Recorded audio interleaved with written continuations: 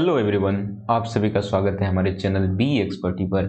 आज जो हम बात करेंगे algebraic method of solution of pair of linear equation in two variables के बारे में बात करेंगे। तो विदाउट टाइम वेस्टिंग के हुए चलिए आज का जो सेशन है वो शुरू करते हैं। राइट, तो प्रीवियस लेक्चर में हम बात किए थे ज्योमेट्रिकल जो ग्राफिकल अप्रोच होता है उससे हम कैसे पेयर ऑफ लीनियर इक्वेशन को कैसे सॉल्व करते हैं वो देखे थे। राइट, आज जो हम बात करेंगे एल्जेब्रिक मेथड के बारे में बात करेंगे। तो इस मेथड में ही तीन मेथड है। सबसे पहला मेथड सब्स्टिट्यूशन मेथड, ठीक है, जो सबसे पहला जो मेथड है वो सब्स्टिट्यूशन मेथड है। राइट, देन एलिमिनेशन मेथड है, देन क्रॉस मल्टीप्लिकेशन मेथड है। तो हम बारी बारी से सारे मेथड को पढ़ेंगे। राइट, तो चलो शुरू करते हैं, वन बाय वन करके सारे मेथड को पढ़ते हैं with very fantastic examples. Right, तो पेज बदलते हैं, सब्स्टिट्यूशन मेथड के बारे में बात करेंगे। राइट, तो हम एग्जांपल से ही इसको समझते हैं। सब्स्टिट्यूशन का एक्चुअली मतलब क्या होता है? सब्स्टिट्यूशन का मतलब होता है सब्स्टिट्यूट करना, पुट करना वैल्यू को। सब्स्टिट्यूशन का मतलब क्या होता है? सब्स्टिट्यूशन का मतलब होता है पुट करना, पुटिंग। ठीक है, मतलब सब्स्टिट्यूट करना है, मतलब सब्स्टिट्यूट बोल सकते हैं, टू सब्स्टिट्यूट या टू पुट या पुटिंग बोल सकते हैं, जो भी बोलना है बोल सकते हैं। राइट, तो आओ एग्जांपल्स हम लेते हैं। मान लो सबसे पहला एग्जांपल, हम क्या प्रोसेस होता है वो नहीं जान के सब एग्जांपल के मदद से हम प्रोसेस को समझेंगे, कैसे सॉल्व करेंगे। मान लो तुम्हारे पास two linear pair of equation दिया हुआ है। सपोज करो 2x plus 3y plus 8 is equal to 0 दिया है। This is linear equation 1 and another is suppose 6x plus 5y plus 10 is equal to 0। Right, ये दूसरा लीनियर पेयर ऑफ इक्वेशन दिया है। सबसे पहले हम ये चेक करेंगे दिस इज कंसिस्टेंट और नॉट। तो इसको चेक करने के लिए सबसे पहले हम क्या करेंगे, a1 अपॉन a2 का वैल्यू निकालेंगे। This is 2 upon 6, this is 1/3। फिर b1 अपॉन b2 का वैल्यू निकालेंगे, तो this is 3 upon 5। Right, and c1 upon c2 का वैल्यू निकालेंगे, तो 8 अपॉन 10, दिस मीन्स 4 अपॉन 5 है। राइट, तो आप क्या देख रहे हैं कि a1 upon a2 this is not equal to b1 upon b2। That means ये जो लीनियर पेयर इक्वेशन है वो क्या है, कंसिस्टेंट है। लीनियर पेयर ऑफ इक्वेशन क्या है, कंसिस्टेंट है, कंसिस्टेंट है। ठीक है, कंसिस्टेंट है, इसलिए हम अब इसका सॉल्यूशन निकाल सकते हैं। राइट, तो अब हम सॉल्यूशन निकालते हैं बस। ठीक है, तो कंसिस्टेंट है मतलब इसके पास सॉल्यूशन होगा, और साथ ही a1 upon a2 this is not equal to b1 upon b2 है। राइट, इसका मतलब है इसके पास यूनिक सॉल्यूशन भी होगा। कंसिस्टेंट तो होगा ही, उसके बाद क्या होगा, यूनिक सॉल्यूशन भी होगा। जो सब्स्टिट्यूशन मेथड है उसका हम उसको यूज करते हैं। तो 2x plus 3y plus plus 8 is equal to 0 है ना, this is equation 1 and another equation is 6x plus 5y plus 10 is equal to 0। तो हम फर्स्ट इक्वेशन फ्रॉम, यहाँ तुम लिख सकता है एक्चुअली, यहाँ इक्वेशन 1 को लिखने के बजाय यहाँ लिख सकता है फ्रॉम इक्वेशन 1, फ्रॉम इक्वेशन 1। तो 2x plus 3y plus 8 is equal to 0 है, तो तुम इसको क्या लिख सकता है, इससे हम मान लो कि क्योंकि यहाँ पे दो वेरिएबल्स, राइट, तो सब्स्टिट्यूट मतलब क्या, एक वेरिएबल का वैल्यू निकालेंगे और उस वेरिएबल का वैल्यू दूसरे इक्वेशन में पुट कर देंगे। राइट, तो इससे हम इक्वेशन फर्स्ट से x का वैल्यू निकाल लेते हैं या y का वैल्यू, जो तुमको निकालना निकाल लो, फिर उसका वैल्यू सेकेंड इक्वेशन में पुट कर देंगे। राइट, तो इसमें क्या होगा, ये हो जाएगा 2x this is equal to -8 -3y होगा कि नहीं, इस साइड जाएगा ये दोनों चीजें, तो -8 -3 हो जाएगा। तो x का वैल्यू क्या होगा, ये हो जाएगा -8 -3y upon 2। This is equation third मान लो इसको, इक्वेशन इसको थर्ड मान लो। अब हम क्या करते हैं, अब हम करते हैं putting the value of x। अब लिखेंगे या substituting the value of x, putting जो भी लिखना, सब्स्टिट्यूटिंग या putting the value of x in equation 2, ठीक है। इक्वेशन 2 में हम x का वैल्यू पुट करते हैं। तो इक्वेशन भैया आपको क्या है, फर्स्ट सेकेंड इक्वेशन सेकेंड जो आपके पास है वो है 6x + 5y + 10 = 0। 6x + 5y + 10 = 0 है ना। This is equation 2, right. तो हम क्या करेंगे, x की जगह वैल्यू जो थर्ड में निकला है वो पुट करेंगे। x की जगह हम थर्ड में जो निकला है वो पुट करते हैं। तो this is equal to 6 into, ठीक है, 6 इंटू कितना हो जाएगा, x का वैल्यू कितना निकला, 8 - 3y अपॉन 2 + 5y + 10 = 0, राइट। तो अब फिर हम इसको आगे प्रोसीड करते हैं।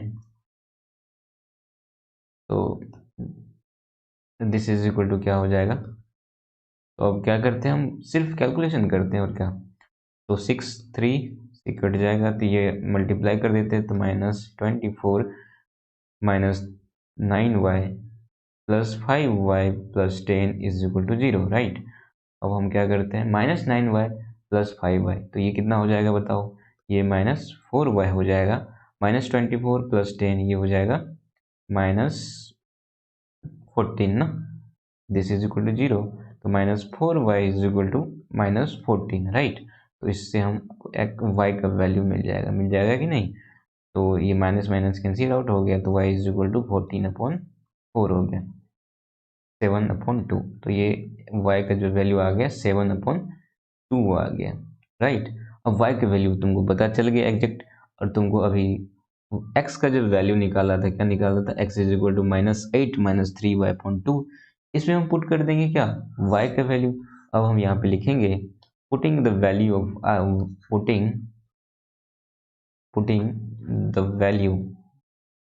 putting the value of y in equation third, right.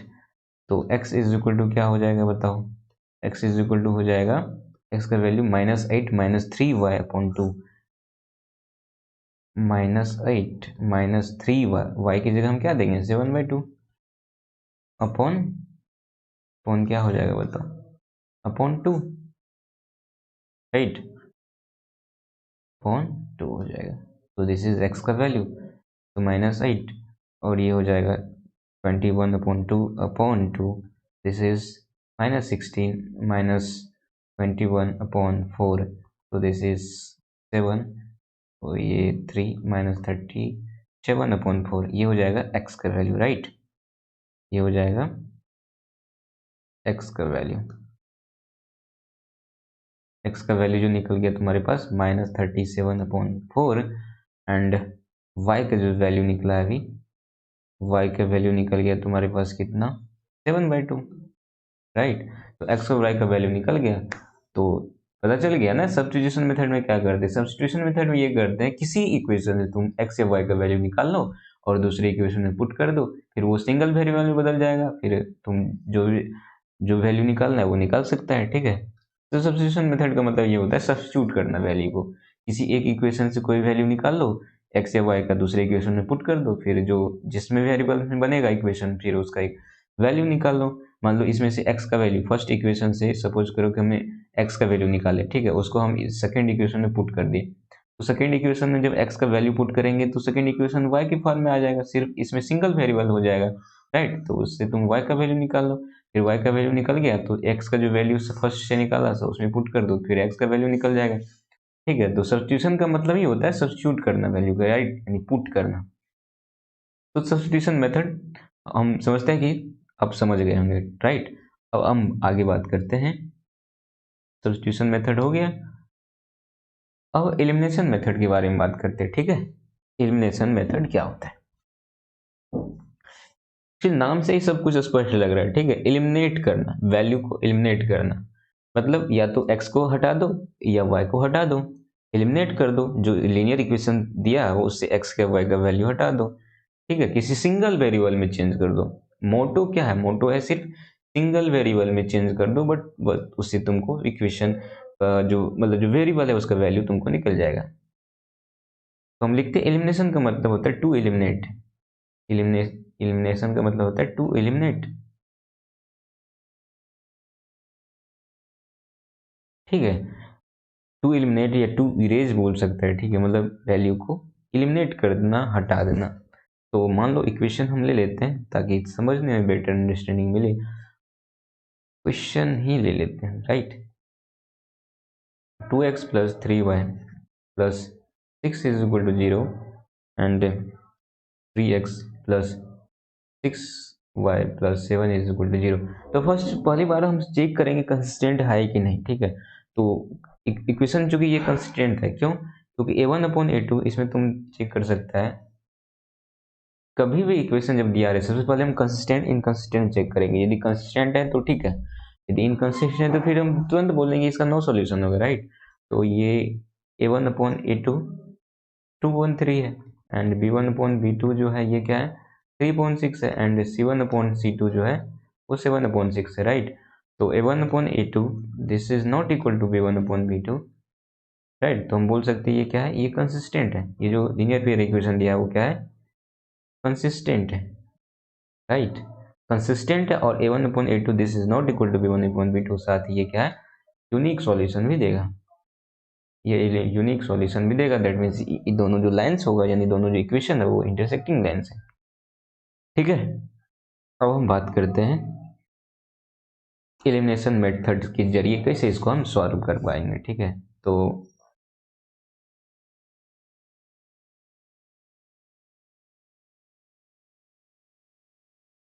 First equation जो है क्या है, इक्वेशन को लिख लेते हैं ना, 2x plus 3y plus 6 is equal to 0 and 3x plus 6y plus 7 is equal to 0। Equation 1 and equation 2 है, हमको ये दिया हुआ है, ठीक है। तो हमको करना क्या है, x या y को दोनों से हटा देना। कैसे हटाएंगे, तो इसमें 2 से मल्टीप्लाई कर देंगे, इक्वेशन 1 में हम 3 से मल्टीप्लाई कर देंगे और इक्वेशन 2 में जब हम 2 से मल्टीप्लाई कर देंगे तो यहाँ पे क्या हो जाएगा, इक्वेशन 1 में यदि हम 3 से मल्टीप्लाई कर देंगे तो यहाँ 3 6x हो जाएगा, ये 9y plus 18 is equal to 0 होगा और इक्वेशन 2 जो हो जाएगा वो हो जाएगा 2 से मल्टीप्लाई करने के बाद 6x plus 12y plus 14 is equal to 0, right. तो इससे क्या हुआ ना, इससे ये हुआ कि इक्वेशन 1 जो बदल गया, इक्वेशन 1 बदल जाएगा, इक्वेशन 1 जो बन जाएगा अब, इक्वेशन 1 जो बन जाएगा अब 6x plus 9y plus 18 is equal to 0, इसको इक्वेशन थर्ड मान लो, ठीक है। और इसमें से हम सेकेंड इक्वेशन हम 2 से मल्टीप्लाई की, ठीक है। तो ये इक्वेशन 2 जो हो जाएगा वो क्या होगा, 6x plus 12y plus 14 is equal to 0। ऐसा हम क्यों कर रहे हैं बताओ, ऐसा इसलिए कर रहे हैं ताकि x या y को हम एलिमिनेट कर सके, हटा सके, राइट। इसलिए या तो तुम x के कोफिशिएंट को इक्वल कर दो या y के कोफिशिएंट को इक्वल कर दो, दोनों कर सकता है। वो कैसे करेंगे, मल्टीप्लाई करने के, सिंपल सा है, मल्टीप्लाई कर देंगे। मान लो यहाँ पे हमको 6 लाना था तो हम 3 से मल्टीप्लाई कर दिए और यहाँ पे भी 6 लाना था तो इसमें 3 में 2 से मल्टीप्लाई कर देंगे, तब आएगा 2 और तब आएगा 6, राइट। या तो तुम x के कोफिशिएंट को इक्वल कर दो या y के कोफिशिएंट को इक्वल कर दो, फिर उसके बाद हम क्या करेंगे, या तो ऐड करेंगे या सब्ट्रैक्ट करेंगे ताकि वो जो है एलिमिनेट हो जाए, राइट। तो हम अब क्या करते हैं ना, इक्वेशन थर्ड एंड फोर को सब्ट्रैक्ट कर देते हैं। इक्वेशन थर्ड एंड फोर को हम क्या करते हैं, सब्ट्रैक्ट कर देते हैं, राइट। सब्ट्रैक्ट कर देते हैं तो माइनस माइनस माइनस, ठीक है। तो 6x कैंसिल हो गया और यहाँ पे क्या होगा, 9 माइनस 12, 9 माइनस 12 माइनस 3y और यहाँ कितना होगा, माइनस माइनस 4 हो जाएगा ना। तो -4 नहीं होगा, एक्चुअली +4 होगा, ये +4 होगा, दिस इज 0, होगा कि नहीं। अब हम क्या करते हैं, अब सिंपल सा एक वेरिएबल में चेंज हो गया इक्वेशन, तो -3y इज इक्वल टू 4 हो जाएगा, तो y इज इक्वल टू 4/3 हो जाएगा, राइट। तो -4/y का वैल्यू, -4/3 y का वैल्यू आ गया, y का वैल्यू आ गया, सिंपल सा। अब इक्वेशन 1 या 2 3 4 किसी में तुम पुट कर दो तो x का वैल्यू निकल जाएगा। तो हम क्या करते हैं, हम करते हैं ये, लिखते हैं putting the value of y, putting the value of Y in equation 1। Equation 1 में हम y का वैल्यू पुट कर देते हैं। इक्वेशन 1 में जब हम y का वैल्यू पुट करेंगे तो ये क्या होगा बताओ। इक्वेशन 1 क्या है तुम्हारे पास, 2x plus 3y। 3y, y की जगह हम क्या देंगे -4/3, ठीक है, और प्लस 6 है ना, तो प्लस 6 इज इक्वल टू 0 लिख देंगे, राइट। अब हम क्या करते हैं, वैल्यू निकालते हैं। अब चूंकि जो है ये x सिंगल वेरिएबल हो गया तो अब आराम से हम x का वैल्यू निकाल लेंगे। तो 2x और ये 3 3 कैंसिल हो जाएगा, -4 plus 6 is equal to 0, right. तो 2x plus 2 is equal to 0 हो जाएगा, और this is x is equal to कितना हो जाएगा बताओ, -1 हो जाएगा ना, -2 इधर हो जाएगा, x का वैल्यू -2.2 दैट इज -1 हो जाएगा। तो आपके पास x और y का वैल्यू निकल गया। क्या क्या निकला, x का वैल्यू कितना निकला, -1 निकला, एंड y का जो वैल्यू है -4/3 है। तो इस तरह से आप एलिमिनेशन मेथड का यूज करके इक्वेशन को सॉल्व कर सकते हैं। दो इक्वेशन यानी पेयर ऑफ लीनियर इक्वेशन है तो उसको सॉल्व कर सकते हैं। एलिमिनेशन का मतलब होता है क्या, एलिमिनेट करना, या तो x को एलिमिनेट कर दो या y को एलिमिनेट कर दो। ये कैसे करेंगे ये बता ही दिए कैसे करेंगे। इक्वेशन जो दिया है तो या तो x के कोफिशिएंट को इक्वल कर दो दोनों में, या y के कोफिशिएंट को इक्वल कर दो। ये कैसे होगा, by the help of multiplying. First equation हमने 3 से मल्टीप्लाई कर दिए तो 6 हो गया। सेकेंड में ऐसा यहाँ सेम सिचुएशन y के साथ भी कर सकते हैं, बट हम x के साथ कर रहे हैं तो सेम सिचुएशन 6 आ रहा है, ठीक है। तो 6 कैसे आएगा, जब 2 को 3 से मल्टीप्लाई करेंगे तो फर्स्ट इक्वेशन को 3 से मल्टीप्लाई कर दिए और सेकेंड इक्वेशन को 2 से मल्टीप्लाई कर देंगे तो x का कोफिशिएंट दोनों इक्वेशन में सेम हो गया। फिर हमने क्या किया, सब्ट्रैक्ट कर दिए। और आपको यहाँ पे लिखना पड़ेगा, ठीक है, यहाँ हमने तो नहीं लिखे लेकिन आपको यहाँ बगल में लिखना पड़ेगा ये कि multiplying equation by 3 and multiplying equation by 2, right. उसके बाद फिर इक्वेशन ये थर्ड में बदल गया इक्वेशन 1, एंड इक्वेशन 2 जो है 4 में बदल गया।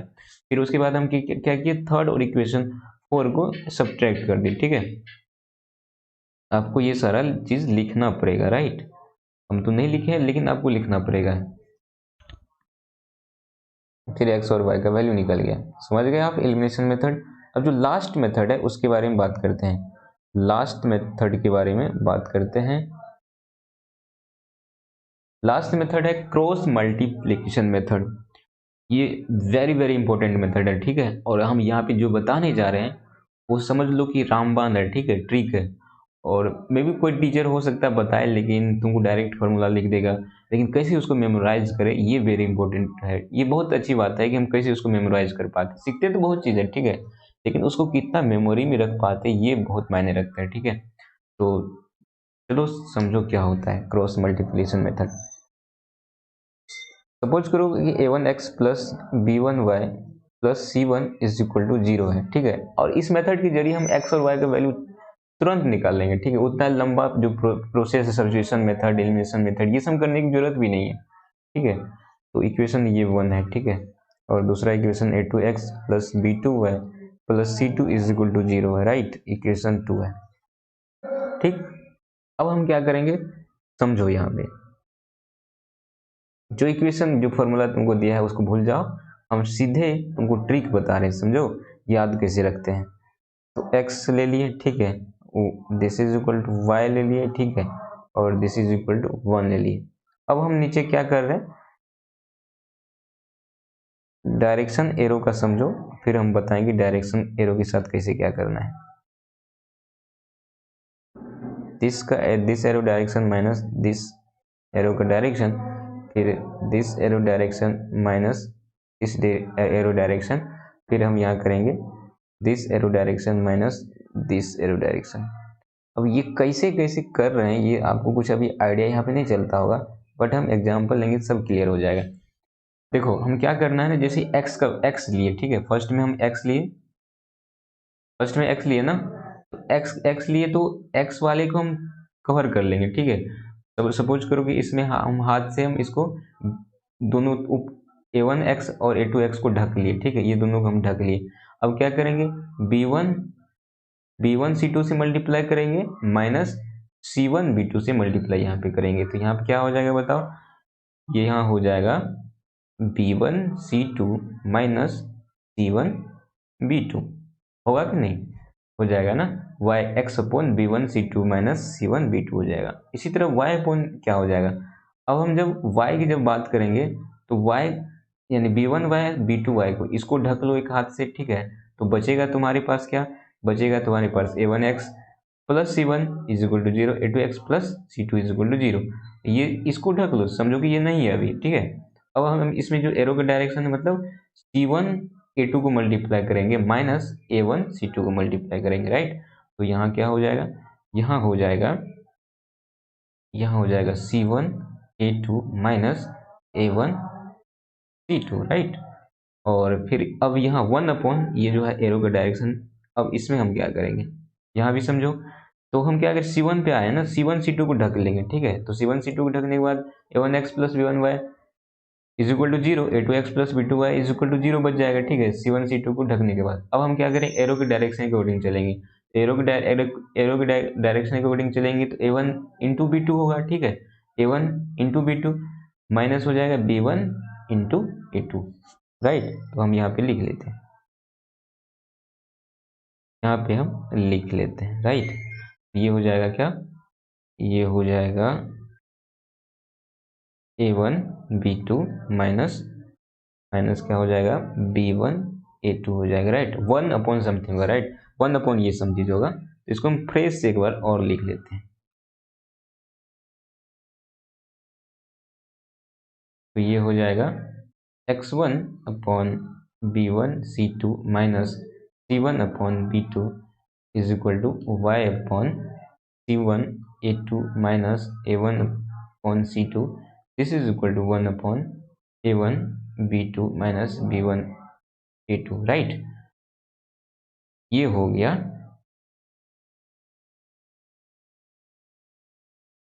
हमारे पास, ये फार्मूला के फॉर्म में आ गया, ठीक है। अब तुमको जैसे याद रखना है ट्रिक, ये एरो के डायरेक्शन को याद रखना है कि ऐसे याद रखना, तुम पे डिपेंड है। यदि तुम ऐसे याद कर लेता तो वेरी गुड, और यदि एरो के डायरेक्शन आसान मेथड है, हम तो यही याद रखते हैं एरो के डायरेक्शन को ही, ठीक है। तो एरो के डायरेक्शन को याद रख के तुम निकाल सकते हैं झट से निकाल से पट से वैल्यू फाइंड कर लो, ठीक है ना। ये सब मेथड ट्रिक है, ठीक है, कैसे तुम मेमोरी में रख सकता है। पढ़ता है तो बहुत कुछ है लोग, लेकिन याद से कुछ नहीं रह पाता है। याद वही रह पाता है जो तुम कुछ अलग तरीके से उसको याद करता है, ठीक है। तो x upon b1 c2 minus c1 b2 this is equal to y upon c1 a2 minus a1 c2 this is equal to 1 upon a1 b2 minus b1 a2। ये तुम्हारे पास ये फार्मूला हो गया, ठीक है। तुमको इसको याद करना है या एरो की डायरेक्शन तुम पे डिपेंड है। अब ले लो एक क्वेश्चन, अब एक हम क्वेश्चन ले लेते हैं, ठीक है, एक क्वेश्चन ले लेते हैं और क्रॉस मल्टीप्लिकेशन मेथड का यूज करके x और y का वैल्यू निकालते हैं। सपोज करो क्वेश्चन है 2x, हम आसान क्वेश्चन ले रहे हैं, ठीक है। इसमें नहीं कि बहुत बड़ा क्वेश्चन भी ले सकते, कोई दिक्कत नहीं, लेकिन अप्रोच सेम ही रहेगा, ठीक है। 2x प्लस बेटर अंडरस्टैंडिंग हो, इसीलिए हम ऐसा क्वेश्चन हम ले रहे हैं ताकि आपको कोई ऐसा ना लगे कि मतलब ये बहुत बड़ा वास्ट मेथड, ये ऐसा क्वेश्चन आसान ले रहे हैं लेकिन कंसेप्ट वही दे रहे हैं, ठीक है। क्वेश्चन तुम कोई भी कर लो, इसमें कोई क्वेश्चन में क्या है, क्वेश्चन तो 1000 बन सकता है। 2x plus 3y plus 6 is equal to 0, और इसी टाइप का क्वेश्चन रहता ही है, ठीक है। ऐसे नहीं कि मतलब कुछ अलग टाइप का रहता है, तो अलग टाइप का भी क्वेश्चन कराएंगे, ठीक है। कुछ ऐसा भी क्वेश्चन आएगा, कोई भी घबराने की जरूरत नहीं। और एनसीईआरटी का तो सारा सॉल्यूशन तुम्हारे इस चैनल पे तुमको मिल जाएगा, ठीक है। तो उसमें है ही नहीं, और सॉल्यूशन खुद बनाते हैं तो फिर मजा ही आने वाला है। आर डी शर्मा ले लो, एनसीईआरटी कोई भी तुम बुक बना सकते हो, ठीक है। 2x plus 3y plus 6 equal to 0 हो गया, और सेकेंड इक्वेशन मान लो कि 4x plus 2y plus 5 is equal to 0, ठीक है। इक्वेशन 1 मान लो, इक्वेशन 2 मान लो। कंसिस्टेंट इनकंसिस्टेंट, ये कंसिस्टेंट ही अलग है, जो हम लिए हैं वो कंसिस्टेंट है, इसमें इसीलिए जरूरत नहीं ये सम करने का। तो डायरेक्ट हम सॉल्यूशन निकालते हैं x और y की वैल्यू। तो क्रॉस मल्टी हम लिखेंगे बाय यूजिंग बहुत सारा मेथड, सब्स्टिट्यूशन मेथड है, एलिमिनेशन मेथड है, क्रॉस मल्टीप्लिकेशन है। तो इक्वेशन जब मान लो तुमको कोई मेथड नहीं दे रहा है तो तुमको जो आसान लगता है वही मेथड का यूज करो, ठीक है। यदि वो मेंशन कर दिया क्वेश्चन में बाय द सब्स्टिट्यूशन मेथड, तब सब्स्टिट्यूशन मेथड का यूज करो। एलिमिनेशन मेथड बोल दिया है तो एलिमिनेशन मेथड का यूज करो। क्रॉस मल्टीप्लिकेशन मेथड का बोल रहा है तो क्रॉस मल्टीप्लिकेशन मेथड का यूज करो, ठीक है। और कुछ नहीं दिया तो कोई भी मेथड का यूज कर सकता है जो तुमको आसान लगे। राइट।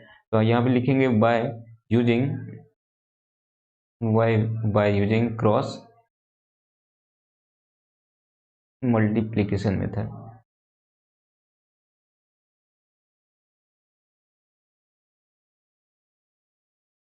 ठीक है, क्रॉस मल्टीप्लिकेशन मेथड का यूज करेंगे।